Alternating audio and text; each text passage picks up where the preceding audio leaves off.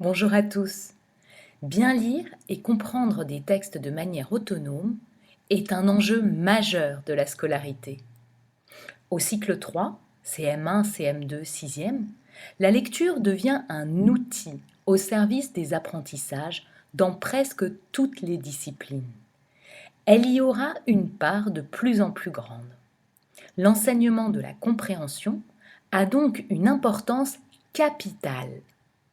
Mais celle-ci ne se limite pas au cycle 3. Combien d'élèves rencontrons-nous au cycle 4 ou en lycée qui ont encore du mal à comprendre les textes que nous leur proposons? Qui ne s'est pas retrouvé face à cette situation? C'est d'autant plus difficile que ni les élèves, ni les professeurs, souvent, qui sont généralement des lecteurs experts, n'ont conscience des procédures permettant de comprendre un texte. Voyons donc les éléments nécessaires à tout lecteur pour bien comprendre les textes. On est souvent convaincu que la difficulté majeure est d'identifier tous les mots et d'accéder à leur sens. C'est le vocabulaire. Le professeur peut alors donner le sens des mots difficiles aux élèves, mais cela ne favorise pas leur autonomie. En effet, ils n'auront pas toujours à côté d'eux leur professeur. Plusieurs possibilités s'offrent alors à l'enseignant pour faire face à ce type de difficulté. Inviter les élèves à utiliser une aide, un dictionnaire, le manuel, la définition donnée dans le cours ou dans un glossaire. Inviter les élèves à questionner le mot en trouvant des mots de la même famille, en regardant leur construction. Inviter les élèves à questionner le contexte. Le reste de la phrase ou du texte nous donne des indices sur le sens du mot.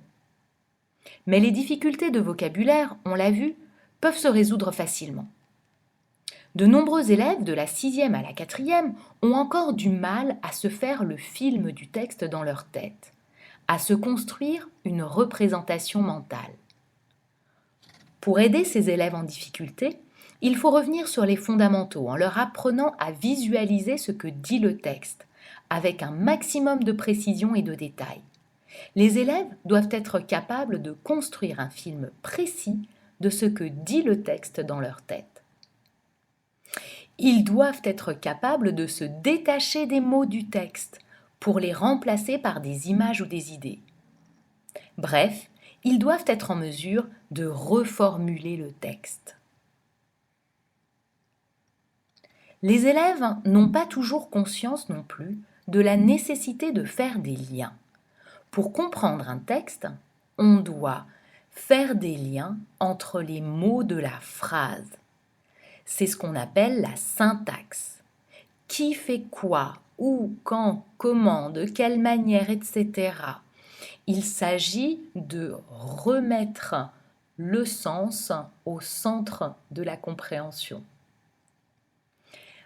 Il faut également faire des liens entre les idées des différentes phrases.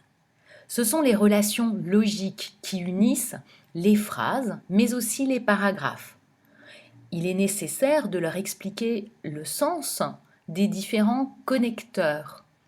Mais, alors, donc, si, etc., qu'on utilise dans toutes nos disciplines. Enfin, il est indispensable de faire des liens avec nos propres connaissances. Utiliser notre mémoire et toutes les connaissances que nous avons apprises nous permet d'enrichir et d'affiner notre compréhension des textes. Car en effet, lire, c'est lier. Il est nécessaire de montrer aux élèves comment faire, soit en prenant appui sur des élèves qui ont compris, soit en donnant l'exemple et en montrant comment nous faisons nous-mêmes. Il s'agit de ce que l'on appelle l'enseignement explicite. Il est très important dans tous les cas de ne pas esquiver la difficulté. C'est d'ailleurs le réflexe très prononcé chez les élèves faibles lecteurs.